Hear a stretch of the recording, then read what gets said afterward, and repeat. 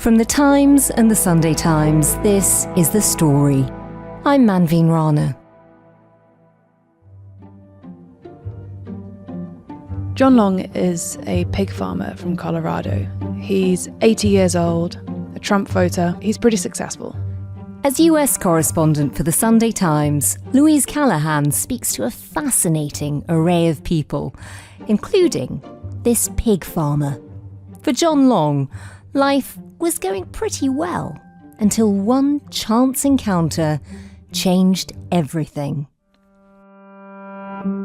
In 2006, he was contacted by a woman called Marion Morgan, who, through her associates, offered him this really interesting sounding investment opportunity. And in a few months, he'd get these spectacular returns with very, very low risk. But then, the money never came back. I found John's name in court documents linked to the trial of Marion Morgan. So I called him up. I don't hate Marion, I'm just not a hater, but I really think she needs to spend the rest of her life in jail for what she did. Marion Morgan, it turned out, was a scammer. And over years of working with her husband from her waterfront Florida mansion, she stole over $20 million in a Ponzi scheme from investors across the US. John Long wanted justice, so he went to the FBI. And after a long trial where he testified, Marion Morgan went to jail. She was sentenced to 33 years. But late last year, he got a phone call that he never expected. It was, I think, early December. I was up in Minnesota, and when I got home, there was a message on my machine. Marion Morgan had her sentence commuted by President Trump, and the millions of dollars that she owed her victims was written off. She was going to be released from jail with no responsibilities to pay back the people whose money she stole. We think we had justice, and now it's kind of like stick it in your face. We're going to let these criminals go out and do it again. It's a bitter pill to swallow. John won't be getting his money back, and the woman who stole it will now walk free.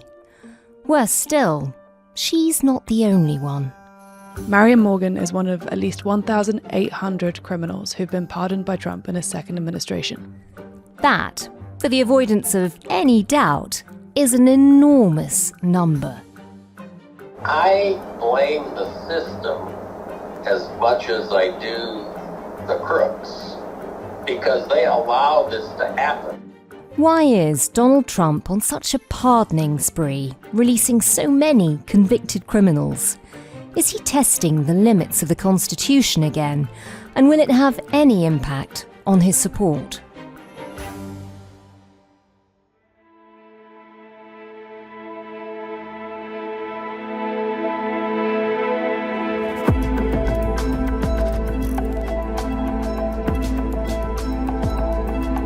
The story today, the fraudsters pardoned by Trump.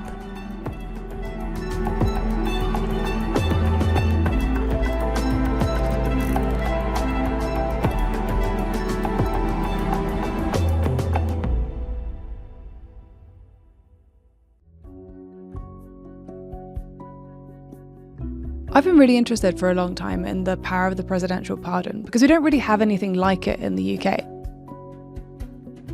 Now, all presidents pardon people, but President Trump, under his second administration, has really used that power in a different way to the people who came before him.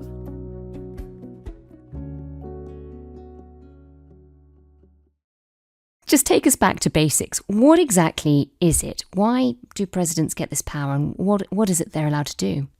So under the Constitution, presidents are granted the power to pardon people for federal crimes. So that's different to state crimes, state offences and civil penalties and things like that. But if you've committed a crime which is illegal under federal law in the United States, you can be pardoned for it. You can also be preemptively pardoned for crimes that you may have committed but no one's yet found out about during a given time period. And so there's two ways in which it works. So one is that the president can, if they feel like it, just pardon you, or they can commute your sentence. They can say, yes, you did this crime, but we're going to set you free from jail. But the pardon is different to just commuting a sentence. A pardon wipes the crime completely from your record. It's like it never happened. Wow. So there's no mention of it on your criminal. There's no criminal record. Exactly. It just means that you can start from zero. And this applies, as you said, to federal crimes. Can presidents pardon themselves? So it's actually not really clear. Under the Constitution, the question of whether presidents can pardon themselves never really came up. It's not entirely defined. I mean, I can definitely think of a few presidents, particularly one who'd probably like to pardon themselves at some stage. But yeah, it's very unclear under the Constitution. So how does the process work? If Donald Trump wakes up one morning deciding he wants to pardon somebody, what does that process normally look like? So there's two ways in which pardons work. One is that the president decides they want to pardon someone, and they just can. They can go free from jail that day if they sign this statement saying, that's it, you're out. Wow. Yeah, and the other version is what usually happens. What usually happens if someone's pardoned is that the pardon applications are sent to the Office of the Pardon Attorney. So that's part of the Justice Department. And then there's this process usually whereby lawyers at the department assess these claims. They speak to people who are victims. They speak to families. They speak to the lawyers involved in the cases, and they usually focus on people who've already served a very long time. For example, under the Obama administration, there were a lot of commutations and pardons handed out to people who were serving very long sentences for drugs convictions, for example, selling marijuana, which today would be legal in many places. So there was a lot of commutations like that. So the Justice Department will then get together a list, send it to the president, essentially pitch him that list, and the president will then sign off. So that process where it goes through an application process, through the Department of Justice, they speak to lots of people involved, they come up with a case, and then it goes to the president. That kind of makes more sense if you're British, because that's almost like an appeals process. You mentioned that there are far more of them happening already in the year and a half that Donald Trump has been back in the White House. Give us a sense of the numbers. Just for context, how does it compare to an average presidential term? So all presidents pardon people, and former presidents have also issued these, pretty controversial pardons. In his last days in office, then Bill Clinton pardoned a number of people who it turned out had paid well-connected middlemen to lobby on their behalf. But compared to previous administrations, the sheer numbers of pardons and commutations which are being granted by President Trump are enormous. So President Biden, for example, pardoned 80 people during his term, and he was also very criticized for preemptively pardoning his son Hunter, despite promising not to do so. Yeah. And he also commuted the sentences of thousands of nonviolent drug offenders. So that's when they're released from prison, but the crime still stays on their record. In his first term in office, Trump issued 237 pardons and commutations. But in this term, just in the first year and a half, Trump freed and pardoned over 1,800 criminals. The vast majority of these people were people who had been involved in the riots on Capitol Hill in 2021 on January 6th. He pardoned them en masse. That is incredible. I mean, just in terms of the numbers, it's so obviously something is very, very different. You mentioned that many of these are from the Capitol Hill riots. Tell us about some of the others. There are other ones which I thought were very interesting and that needed to be looked into more. So they are white-collar criminals, and there's a few dozen of them. Some of them are connected to close political allies of President Trump. Some of them hired lobbyists to push on their behalf for the White House. And these are all public records where this is noted. This is public information. There's Joseph Schwartz. He's used to be the head of a nursing home empire, and he'd been sentenced to 36 months in prison for tax crimes last year. But the state of the care homes that he ran was just horrifying. I was reading into some of the local reporting about it, It was just extraordinarily negligent, and the people who lived in his care homes really suffered. I mean, there was one report where one elderly resident was found with maggots and gangrene and a surgical wound in his leg, and he died 2 days later. That's horrendous. So Schwartz was sentenced for tax crimes, but at the trial, the judge said that his conviction sent this message that there is not a get-out-of-jail-free card for rich people. Schwartz then paid, according to public documents, this is all publicly available information, over $1 million to lobbyists. He got key support from MAGA influencers. And he was pardoned 12 days after being sentenced to 36 months in prison. 12 days. Less than a fortnight after a judge says there's no get-out-of-jail-free card for rich people. He's out. Yeah. And then 4 weeks later, he attended a Hanukkah party at the White House. Wow. I contacted Schwartz's representatives for comment on this and the optics of him being pardoned and being let out and so quickly and attending the White House's Hanukkah party. And I didn't receive a response. Are there other cases like that?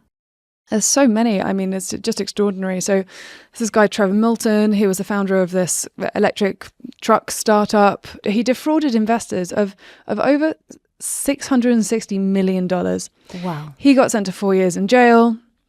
And then in 2024, the year after he went to jail, he and his wife gave a $1.8 million donation to Trump's re-election campaign. Last year, Trump pardoned him. And his defense lawyer was Brad Bondi, who's the brother of Pam Bondi, Trump's former attorney general. And look, Milton said that Brad Bondi wasn't involved in his pardon process, and the White House has denied that donations, like Milton's $1.8 million donation to Trump's re-election campaign, can buy you a pardon. But clearly the optics aren't great. There's also Adriana Camberos. She's a fraudster. I mean, this is just extraordinary. Trump commuted her sentence in 2021 during his first term. She then went on to commit new crimes. So in 2024, she was then convicted of separate fraud charges.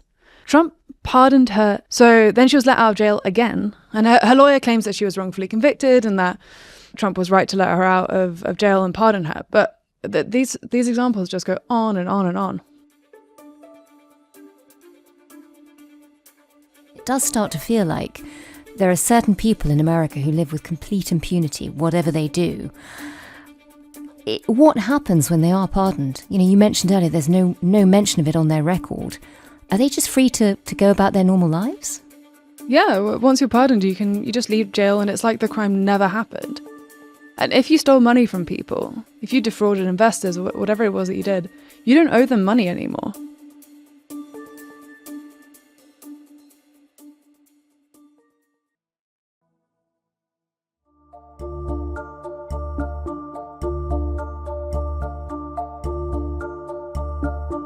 Louise, you've been telling us about some of the people who President Trump has already pardoned in his second term. Huge increase from even his own first administration, let alone any other presidents. How has the process changed? What has happened to allow that number to go up so high? So President Trump's critics, including people who've worked within the US Pardon Attorney's Office, say that under his second administration, the process has changed. So a process which had been quite lengthy, where many lawyers within the Office of the Pardon Attorney and the Department of Justice assessed claims, presented them to the president, and were then possibly pardoned or not pardoned, depending on their decision, that has changed.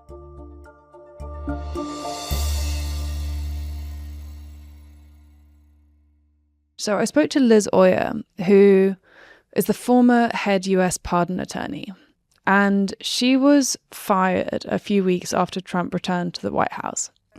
So Liz says that she was sidelined as soon as Trump returned to power, and that the administration started moving ahead with pardoning these Jan 6 rioters without consulting her.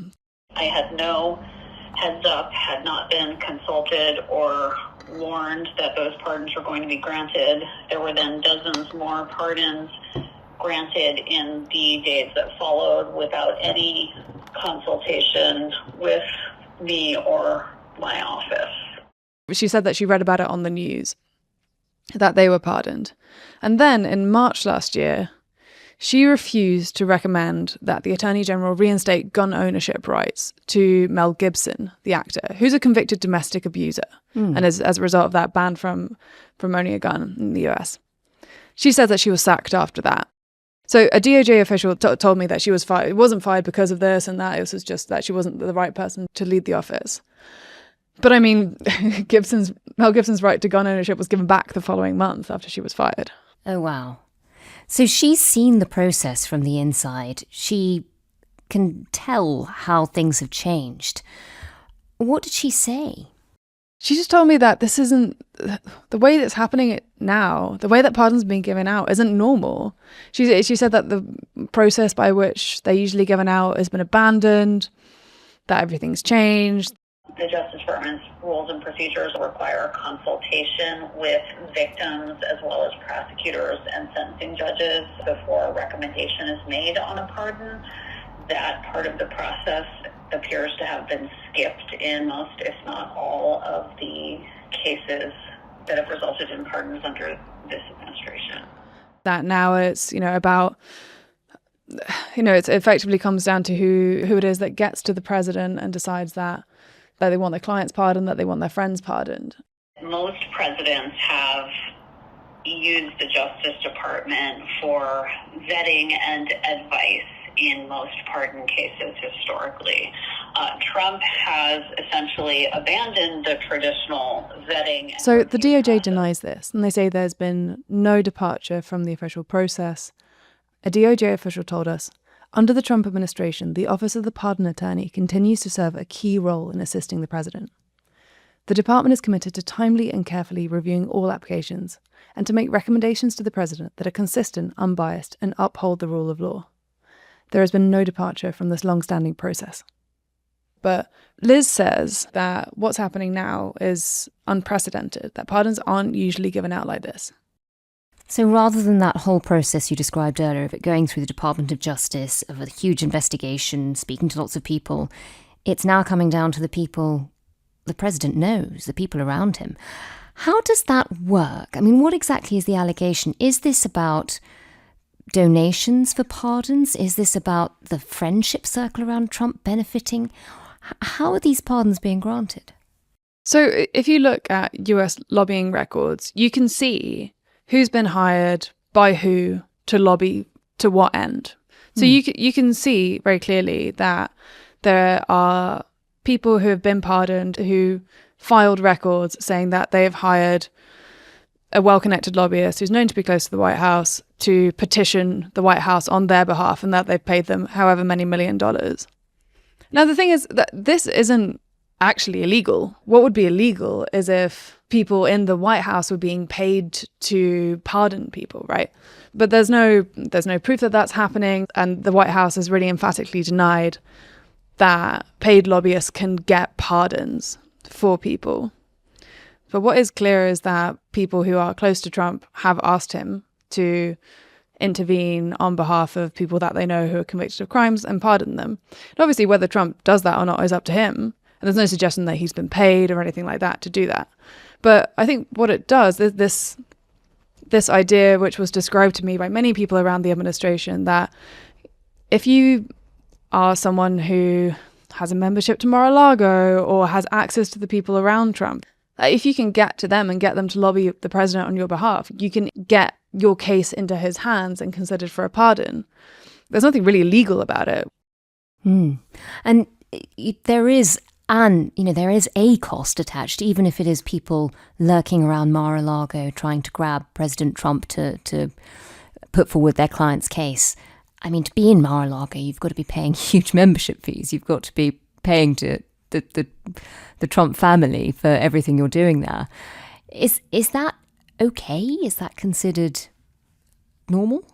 I spoke to this lawyer, Larry Lusberg, a very prominent New Jersey lawyer, who said that at this point, basically, he tells his clients that, look, if you know someone who's close to the White House, then you should absolutely push them to try and speak to the president on your behalf or try and do something on your behalf. I mean, maybe that's the case everywhere in the world, that it's who you know. But in the US, with this incredibly powerful pardon power that the president has, then it can be used to these extraordinary ends to wipe out a crime. Louise, we've already seen Donald Trump, try to overturn laws and policies like birthright citizenship, cutting funding and dismantling federal agencies like USAID and the Centers for Disease Control and Prevention. How does this compare to all of those moments where he's completely turned presidential norms on their head? Under the Constitution, the president is imbued with these extraordinary powers, which are very different to anything that we might have in the UK. Trump has gone out of his way in so many different ways, like all the ways that you mentioned, birthright citizenship and the pardon power, to use that executive power, which the office is imbued with under the Constitution, to its absolute maximum, and to continuously push and stress and expand the limits of executive power. And the way in which he's used pardons in his second administration is, I think, incredibly representative of that. How do you think the public will respond to this? Compared to many of his other actions, is this something that is having an impact? So there are no mass protests coming from Republicans saying that this is wrong, right? And Trump very much sees himself as someone who was wrongfully pursued by the judiciary under Biden. He thinks that he was a victim of an overreaching judiciary that was politicized. So he, I think as a result of that, clearly has sympathy with people who he believes have been unfairly targeted. And if you've got a really good lawyer or a lobbyist who knows Trump and who can make that case to him, then I don't think anyone would argue that that wouldn't help. But there are no mass protests from Republicans about this. I think it's kind of accepted as the price of doing business under the second Trump administration. Democrats have definitely seized on it as what they claim is grift and corruption in an administration that had promised to drain the swamp. And they say now that Trump isn't draining the swamp, he's instituting a system where it's one rule for his friends and allies and another for everyone else. Congressional Democrats are investigating whether some of President Trump's pardons were driven by so-called pay-to-play schemes. The lawmakers sent letters to 17 people who they claim received clemency under, quote, suspicious circumstances. What we want is just answers. We want to confirm if there's any truth to this or not. I think it really raises questions about the presidential pardon authority. And they're hoping, I think the Democrats are really hoping that this is going to be a powerful message for them ahead of the midterm elections in November. But honestly, I haven't really seen any proof that it's a very effective argument.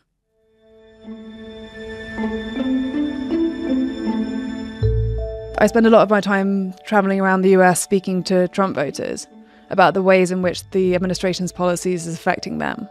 And even in cases where something that Trump has done has had a measurably negative effect on people's lives, they often don't blame him for it. And I think this is the case with John Long, the pig farmer from Colorado, if you remember him. He's a Trump voter, and Trump freed the woman who stole $500,000 from him with her co-conspirators. I mean, he must be furious. He's furious, but he's not necessarily furious at Trump. I mean, I think he told me that Trump displayed bad judgment, and I mean, he doesn't support it. He thinks it was a bad idea by Trump. But rather than saying, and as a result, Trump shouldn't be president, he says more that he's angry at the system. Our justice system would be a much better system if we took the pardoning power out. He thinks that the pardon, that the power to give pardons should be changed or taken away. And he thinks that the judiciary in general is corrupt and that the system in general is corrupt. So while he's disappointed and angry at Trump, the takeaway isn't necessarily that the Republicans should lose power or that he's going to vote for the Democrats instead. No, it's just that he's disappointed in the system.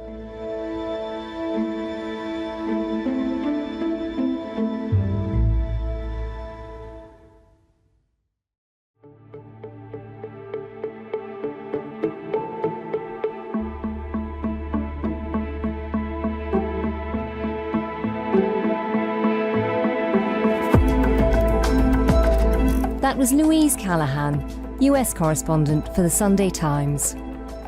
Today's producer and sound designer was Micaela Arneson.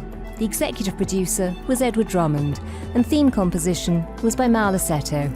If you'd like to get in touch with us about this or any other story, do drop us a line to thestory@thetimes.com. Thanks for listening. We'll be back tomorrow.